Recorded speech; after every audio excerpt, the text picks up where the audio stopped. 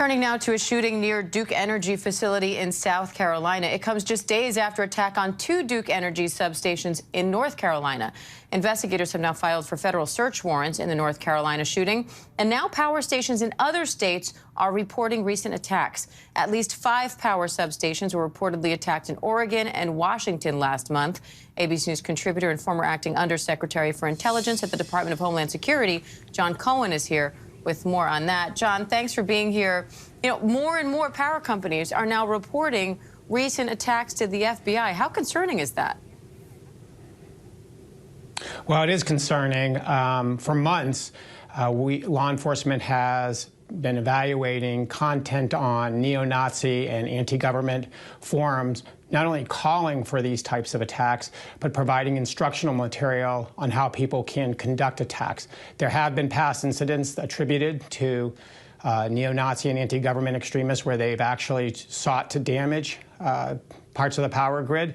And now we're going back and seeing that there were a number of suspicious incidents going back months, if not years. And so the FBI is taking a look at those as well. So, John, what goes into an investigation like this now that you're looking at multiple incidents that may or may not be linked?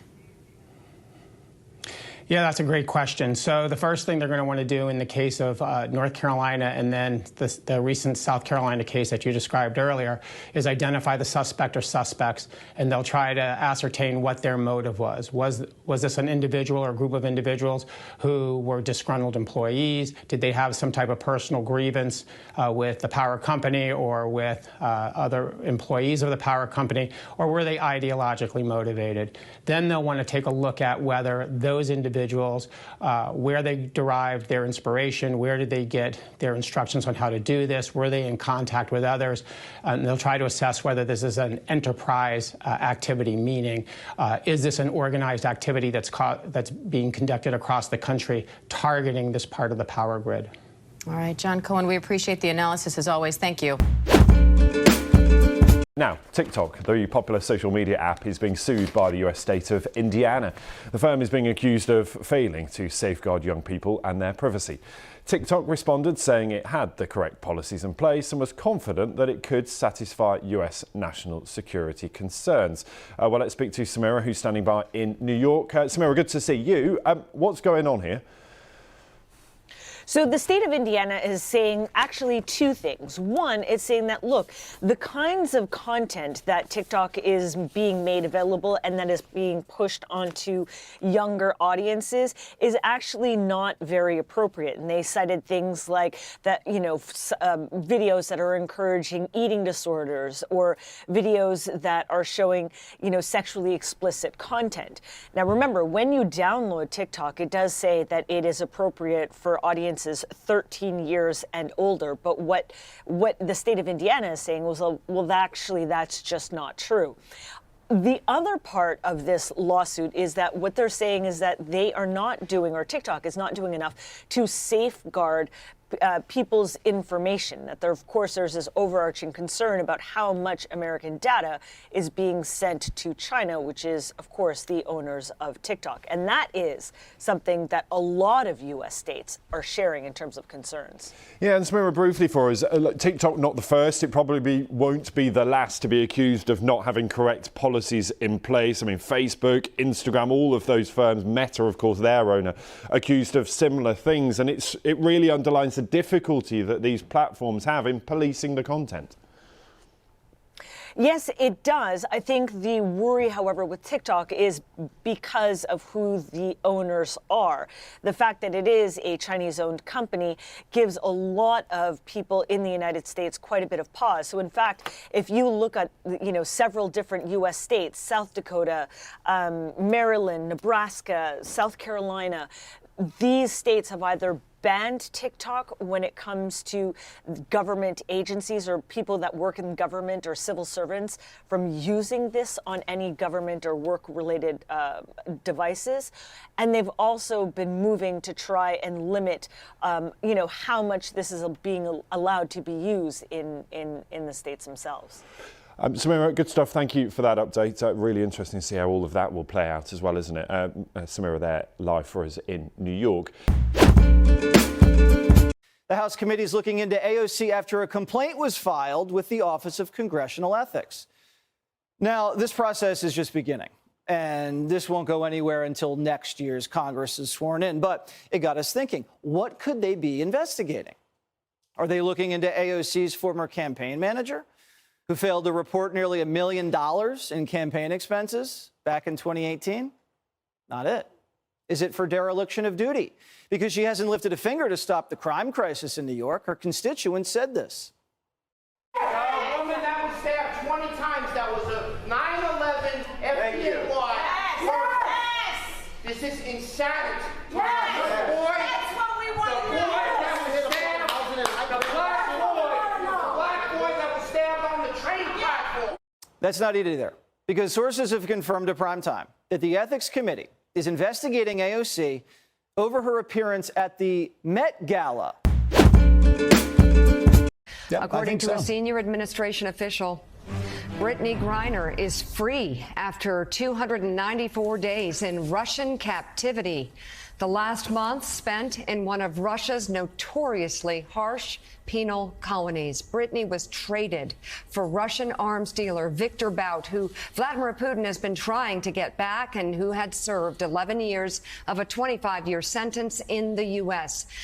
President Biden signed off on the trade, even though it meant leaving another American businessman, Paul Whelan, behind bars in Russia.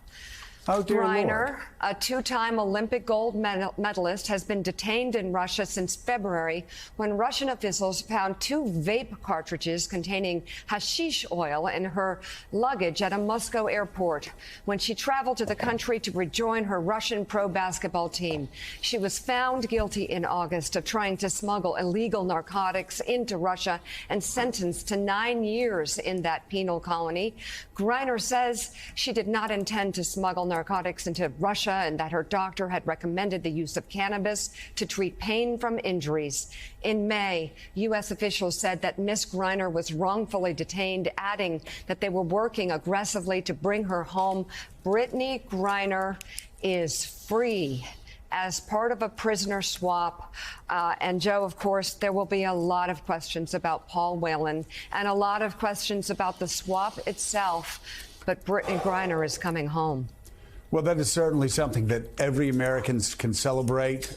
Great news that Brittney Griner is free. Wow. Great news for her family, for her loved ones, for everyone who has known her through the years.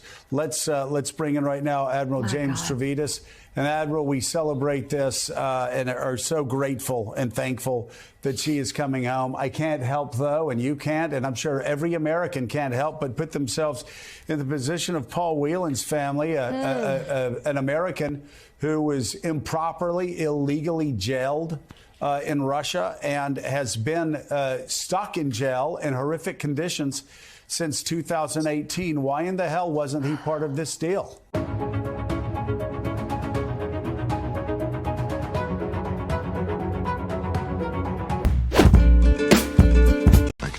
Getting paid some money, but I can't remember what for. For opponents of Joe Biden, his son Hunter, his business dealings and troubled personal life have been repeatedly exploited. There's even a new film telling what the right-wing media company Breitbart says is the true story of the president's son. What kind of a moron forgets to pick up his laptop at a repair shop? In the run-up to the 2020 election, the New York Post ran a story accusing Hunter Biden of using his father's position for his own business dealings. It also documented the explosive and sexually explicit contents of Hunter Biden's laptop. The stories were thought to have been the result of hacking, and so social media firms, including Twitter, suppressed them. Thank you. It's something the company's founder now accepts was an error. We recognize it as a mistake that we made, both in terms of the intention of the policy and also the enforcement action of not allowing people to share it publicly or privately. Twitter's new CEO takes a much less charitable view of the social network's actions. If Twitter is doing one team's bidding before an election, shutting down dissenting voices on a pivotal election, that is the very definition of election interference. Frankly, Twitter was acting like an arm of the Democratic National Committee. It was absurd. Today it was announced that senior lawyer James Baker had been, in the words of Elon Musk, exited from the social network, apparently for his role in vetting and suppressing the story. The world's richest man also started to release internal Twitter files, something the White House said was not healthy. We see this as an interesting or a coincidence, if I may, that he would so haphazardly, Twitter would so haphazardly push this distraction. That is a full of old news. While former President Trump greeted the news with characteristic understatement. Do you throw the presidential election results of 2020 out and declare the rightful winner? Or do you have a new election? He asked on Truth Social, his own network. A massive fraud of this type and magnitude allows for the termination of all rules, regulations and articles, even those found in the Constitution. A night of history starts right now. After the 2016 elections, social media companies were heavily criticised for not suppressing fake news, something Democrats blamed for President Trump's victory. There are serious questions for Joe Biden this evening. When the Hunter Biden stories, outlandish and lurid as they were, emerged just weeks ahead of the 2020 poll, social networks decided they were probably false or the result of hacking, and so took decisive action. The problem is they made a mistake. One the Republicans now claim swung the election, this time towards the Democrats.